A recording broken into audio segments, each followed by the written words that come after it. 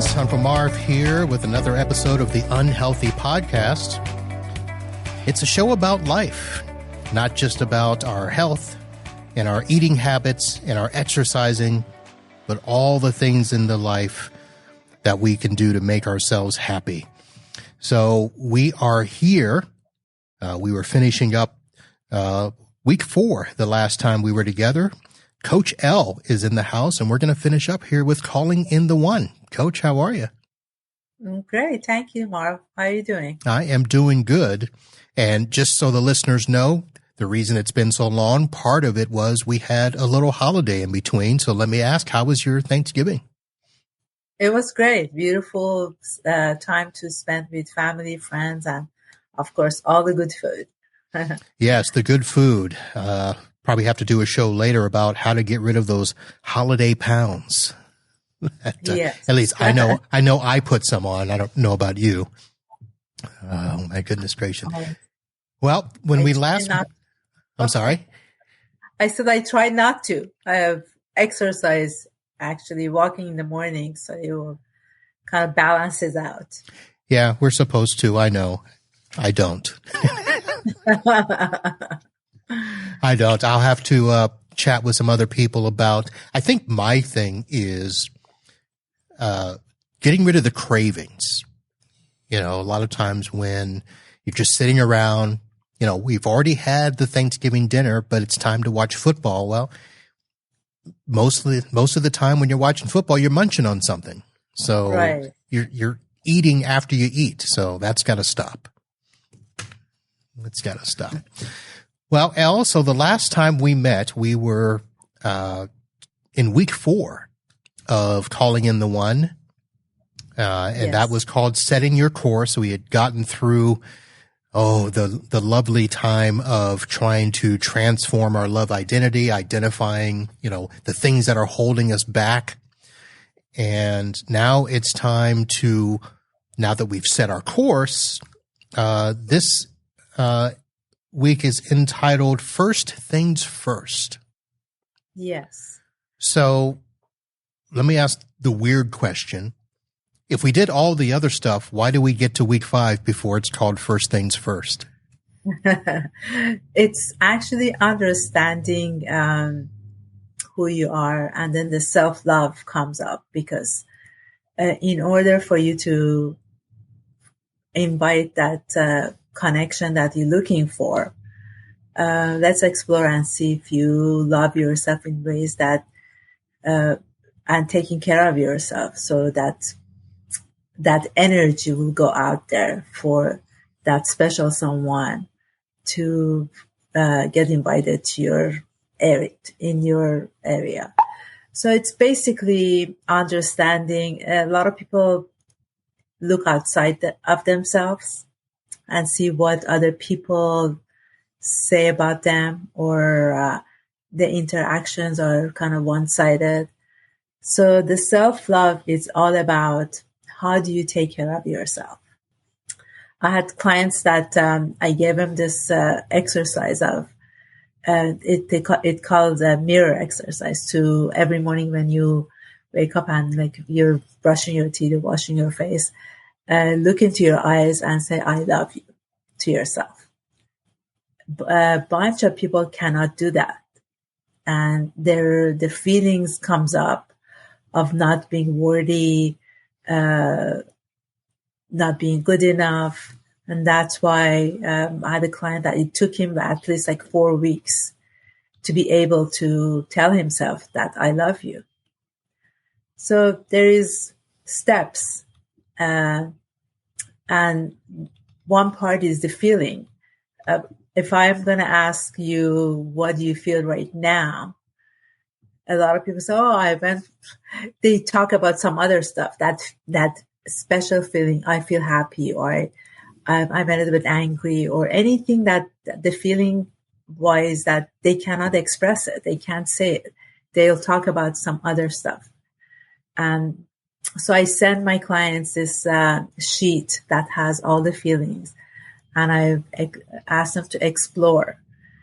And the other thing would be to, when you wake up in the morning, to see what you like to do today. I understand you have to go to work and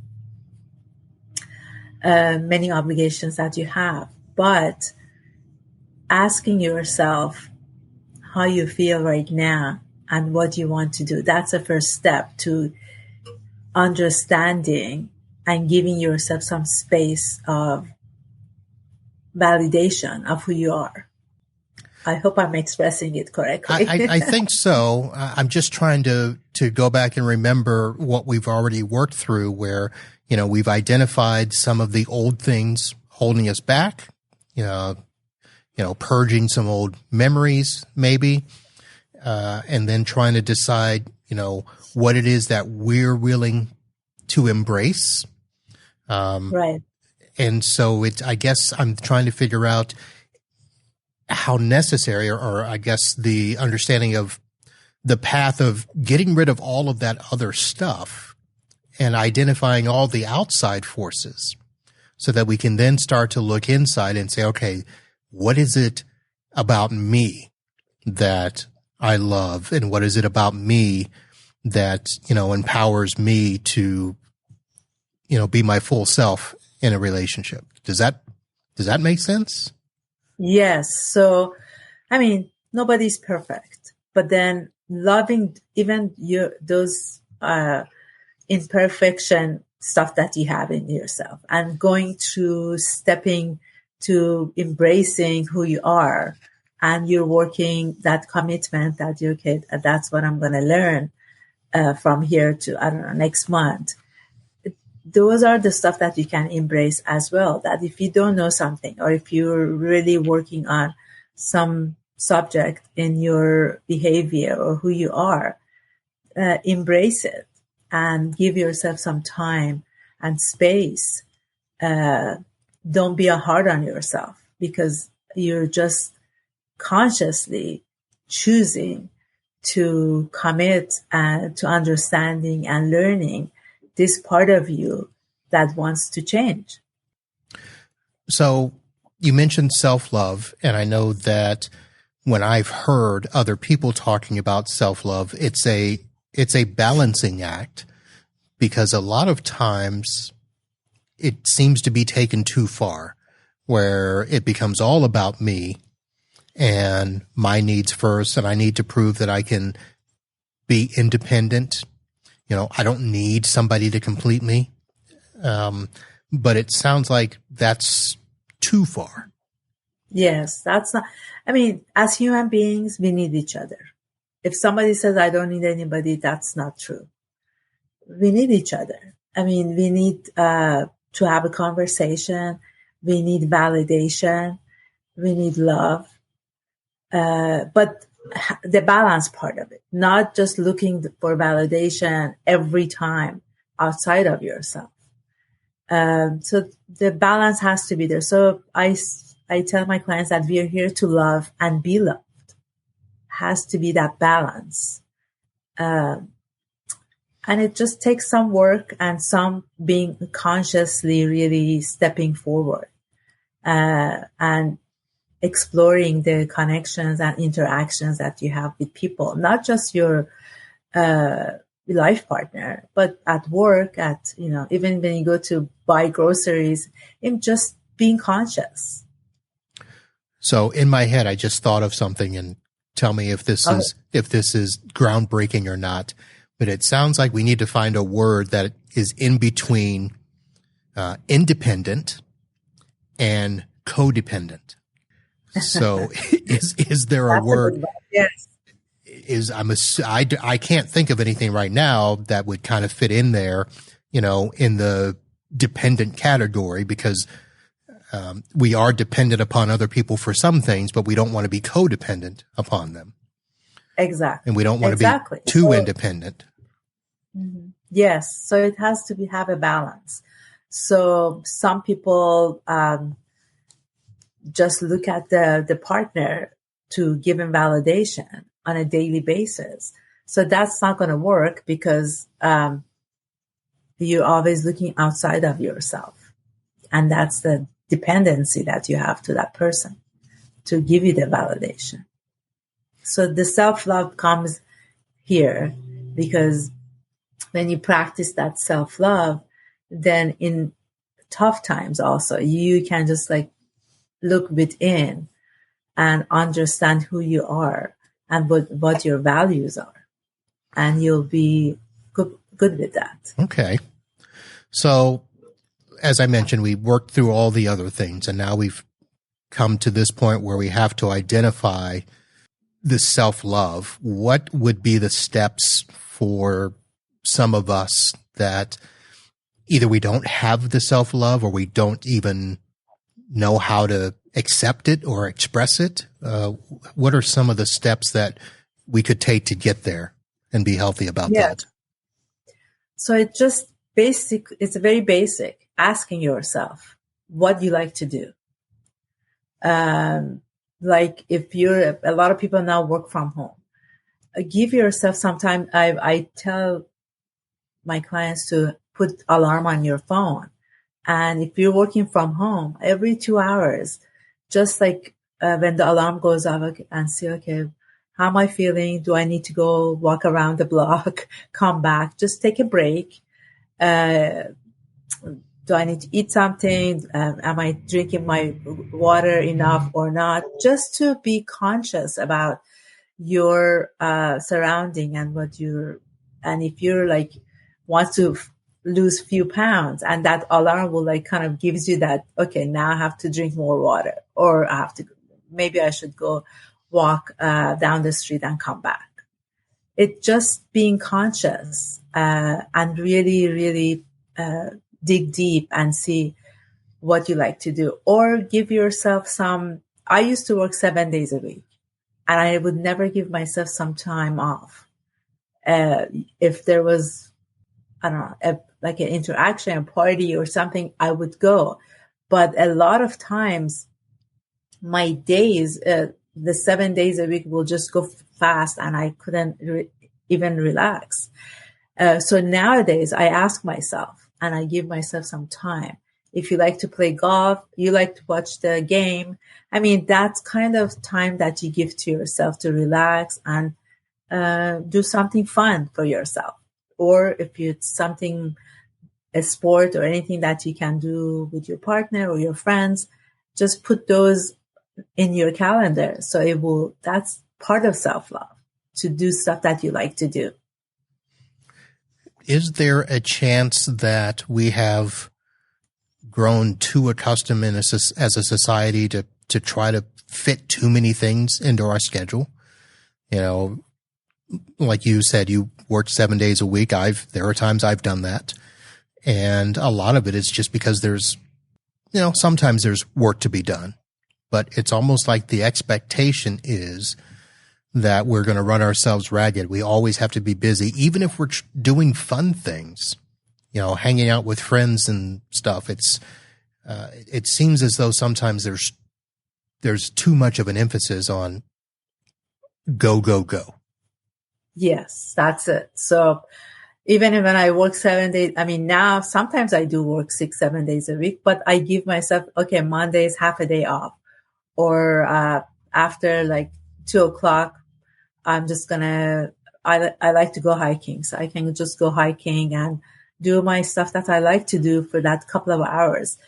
At least give yourself some time. And I mean, it's just being conscious to be kind to your body and to your mind, and see what you like to do. And that's, truly part of self-love. And when people as your friends or life partners sees that you giving yourself that time, then that's the time that they will give that time to you as well, because it's the time that you prepare, giving yourself what's missing. When you give yourself what's missing, like loving yourself, then that energy goes out there, and people that you interact with, either if they're not a person for you, they're not going to be there anymore, or if they are, then they reciprocate, and you can love and you can be loved, and it just goes like it's a circular interaction with any kind of connection. So what if we don't know what we're missing?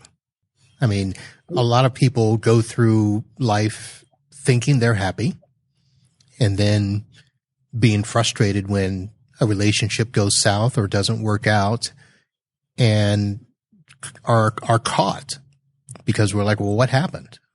And then it's more of what's wrong with me as opposed to, you know, what's missing in terms of what did I want or need out of that. Did I ask that correctly? Yes. So it's all about being truthful to yourself and really asking yourself questions, giving yourself some time of alone time to explore and see. I was actually on another podcast. She was telling me that she tells her husband every morning, I'm going to see if I still want to be married to you. I'm exploring that. So, Oh, I mean, maybe. I don't know if I could do that. No, but this is the kind of, she was going to that extreme that, okay, every day she's asking herself just to see, to see if that's anything has changed, because we change throughout days or years, and our partner also changes. So if we don't communicate with each other and talk about where we are, where we want to go, what our goals are, then yes, all of a sudden something happens and I say, oh, I don't know what happened, because there is no deep interaction between the two person. And he did his stuff, she did her stuff. They never actually got together and kind of reconnected and see, okay, where we have been together for 5 years or 2 years. What is our goal for the next 2 years? I had a client that they would, between him and the wife, they would sit down at the end of the year and put down what they want to do next year to be on the same path, to be on for the same goal. So it's just being interactive with each other, and first with yourself and then with your partner. And that's how it will work. Okay. Well, that makes more sense to ask what do we want to do together going forward? I just can't see myself waking up and verbalizing to my wife, I'm going to spend the day exploring whether this is still going to work for us. That was her way of doing her process. So everybody has their own. So it can be. I mean, it's interesting. I like the idea of at least having that as a conversation, because as you mentioned, the whole idea is there will be times where people all of a sudden out of the blue, something happens and, oh my goodness, I didn't see that coming. If there was communication, if one person had started to say, I'm not feeling the same way today as I felt a year ago. Can we figure out why? Exactly. Yeah. It's like, I give you a simple example. We, as human beings, most of the time we are in our head. We don't look and see, my hand, my legs, how do I feel today inside? Is my shoulder was hurting the other day? Is it feeling better? That's kind of interactive with yourself. And what do I want to do today? Am I doing my interaction with my friend correctly? Do I want to go to this party? How would I feel if I don't go? How would I feel if I go? I mean, just asking those questions from yourself before and sometimes after, then it will kind of give you the idea of what you want to do. And then when you figure that out for yourself, then yes, of course, you can be interactive with your partner, with your friends, whoever that you really feel close to yourself. Now, I imagine that part of the process of doing that with a partner, if you're talking about self-love, obviously the prioritization needs to be to the self first. Yes. So I had peeked ahead a little bit, and I saw that one of the points in week 5 was identifying the commitments you're looking forward to. So part of me is trying to think, okay, if I'm identifying the importance of my stuff and treating myself, I guess with kindness, respect, nurturing what I want, and then at the same time trying to look at what are the commitments I'm looking forward to. Is it looking at those commitments from the standpoint of, do those commitments make me happy? Is that kind of what you were talking about, is identifying, if I go to a party, if I go see these people, do I feel good when I do these things? Yes. And if we don't, then don't do them. Yourself.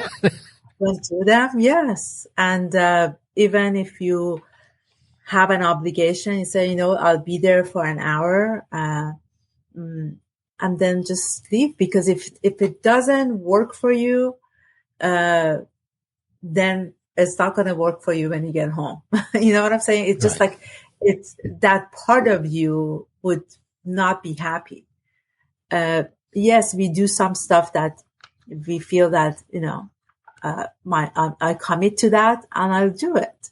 It's something that it can be a little bit hard. Like, for example, I really wanted to expand to market my coaching, beyond the marketing kind of ways that I have done my businesses in the past. And one part of it was to be on a video on Instagram and Facebook and stuff. 6 months ago, I told a friend of mine, I said, there's no way I'm going to be on a video. I cannot, I don't feel, correct. I can't do it.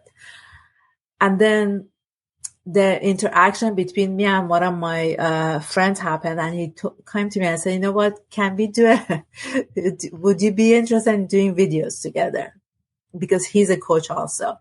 And I said, seriously? He said, yeah. And I said, I've never done it before. I don't think that I can do it. And he said, but has been doing it for a long time. And he said, oh, don't worry about it. Let's just go. And he will, we talked about calling the one and conscious uncoupling. And then he said, I'll ask you questions and you just answer.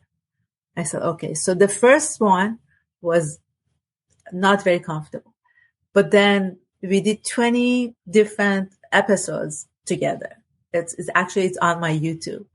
And I realized that, being uncomfortable, but then if I wanted to get to that place of, being out there so people can know me or, because I put the world map up there because I want to help people bring love back to their life all over the world. That's my intention.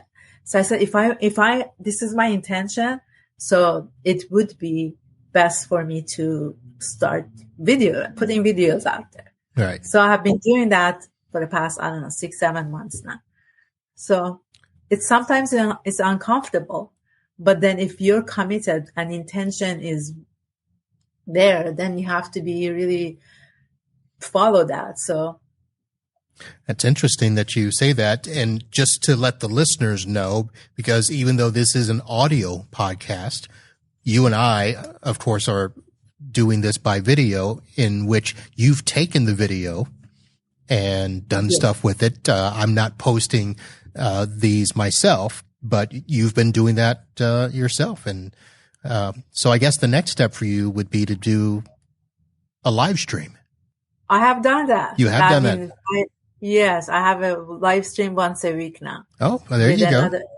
With another coach, and we do it together. So it's step by step, and hopefully in the next new year, I'll probably do a couple of hours workshop for people to come in for a few hours, so we can work these question and answers together. All right. So circling back to the idea of self-love, I mean, I've got to imagine that the benefits, would be, improving self-esteem, helping with motivation. Obviously, we're talking about this in the context of having better relationships. Mm-hmm. Yes. Is there anything else that, making sure that you have good, self-love, is there anything else that you would, say that it would, be a good benefit? One important part is your identity. Okay. So when you're in that space of nobody loves me, everybody leaves me, I'm not pretty, I'm, this and that, I'm always alone. All those negative, I guess, that you have identified yourself with. How can you, or when you say that I'm here to love and be loved, and I love myself, then it's that identity that it has to kind of step by step go to that place of who you are or who you want to be today. So imagining yourself when you walk in a room that, oh, I'm a beautiful woman or I'm a handsome man walking here. Everybody loves me. I love everybody. I mean, just kind of thinking about that in your head, and the way that you walk in will change. The way that you, even if you go to Starbucks, order your coffee and you think about, I'm a beautiful woman and everybody loves me. And when you order your coffee, when you smile, it's a totally different identity than, oh, nobody loves me. And okay, can I have a cup of coffee? So it's just a step-by-step changing, or kind of, of course, it's the exercises, the interactions with me, and like going through the steps here that opens you up or opens the client up to be in a space of a new identity. The person that actually you are inside of you. That person, the true self, is there and has been there for many years. But because of the circumstances, because of the interactions, because of the past experiences, it became nobody loves me. All right. Okay. So week 5, not as intense as week 3 and 4. So I have to assume that this is now, on the downhill, things are starting to look good, turn around, seeing ourselves in a more healthy way, and Yes. on the path to a very healthy relationship. Yes. So the 6 and 7 is a life worth living, living with love fulfilled. So yeah, so we step by step go to that space of being open to be loved. All right. So if for some reason this was the first episode that you started with, you can obviously go back to previous episodes, head over to unhealthypodcast.com and just find the episodes with Coach Elle. This is week 5. First thing first. And if you want to find out more information about her, if you're on the website, there's a guest link there where all of her information. There will also be a link in the show notes, hearttoheartcoaching.org. And you can see everything about calling in the one. You can also see the other service with conscious uncoupling. I messed this up the last time I said it too, didn't I? That's okay. I forgot to tell you that I'm actually getting another certification before the end of the year. Oh, this one, yes, this one is, I'm so excited about this one. This one is laser coaching.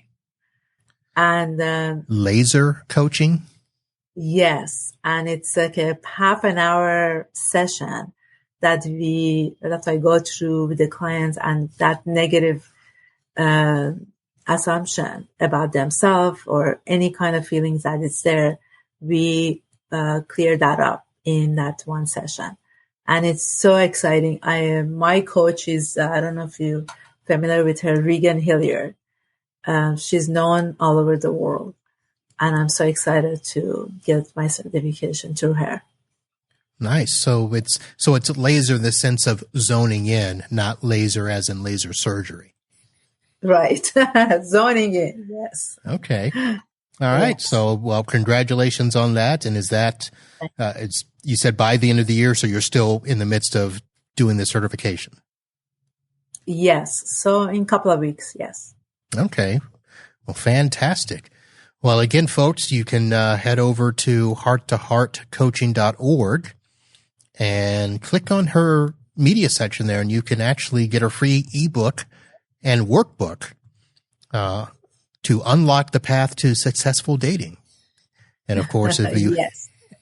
And of course, if you want to have a chat with Coach, she's got a link there where you can do a complimentary 30-minute discovery session and find out, hey, if things aren't right, or you're questioning things, or you just simply want to make things better, give her a chat and see if she can help.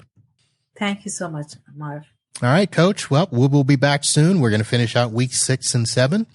And if we need to do anything more with that, we will talk about it. But thank you very much for coming back, and glad you had a good holiday.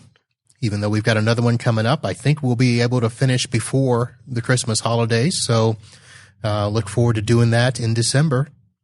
Thank you. And, thank you so much. Thank you, folks. And thanks, everyone, for listening and subscribing. We'll be back soon. Go out there and do whatever you need to do to make sure that you're living a healthy life, having healthy relationships. The whole goal is to live healthy and be happy. We'll see you soon.